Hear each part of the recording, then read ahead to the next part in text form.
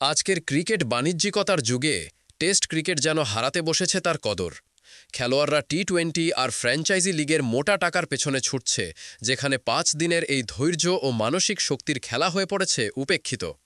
কিন্তু এই প্রবাহে এক নাম এখনও আলাদা করে উচ্চারিত: মুশফিকুর রহিম।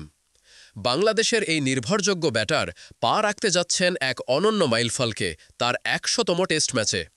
এটি শুধু একটি সংখ্যাই নয়, বরং দেশের ক্রিকেট ইতিহাসে এক যুগান্তকারী অর্জন।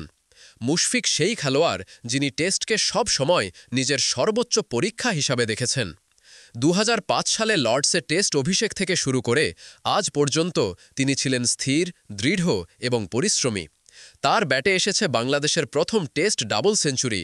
তিনি দেশের ইতিহাসে সর্বোচ্চ রান করা টেস্ট ব্যাটারদের একজন। তবুও প্রশ্ন রয়ে যায়, বাংলাদেশ ক্রিকেট কি তাকে তার প্রাপ্য মর্যাদা দিতে পেরেছে? মুশফিকের নেতৃত্বের সময় যেমন সমালোচনা এসেছে, তেমনি তার পারফরম্যান্স প্রায়ই ঢাকা পড়েছে অন্য বিতর্কে। অথচ ক্রিকেটের প্রকৃত মূল্যায়ন টেস্টেই, যেখানে মুশফিক ছিলেন বাংলাদেশের মুখ।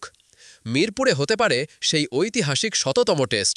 হয়তো কোনো বিশেষ সংবর্ধনা, কোনো ট্রিবিউট ম্যাচ কিংবা একটি ছোট্ট সম্মাননা সেটিই প্রমাণ করবে বাংলাদেশ এখনও টেস্ট ক্রিকেটের মূল্য বোঝে। সব ধরনের খেলার খবর পেতে সাবস্ক্রাইব করুন। সঙ্গে থাকুন খেলার পাতার।